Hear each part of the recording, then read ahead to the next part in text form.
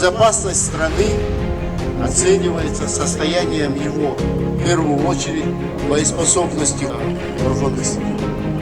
Поэтому еще раз, пользуясь случаем, командованию сил воздушной обороны, лидерам всех степеней определяю задачу совершенствования боевой выучки. Отношение к боевой выучке должно быть с полной отдачей. Желаю вам успехов, дорогие друзья, в боевой учебе.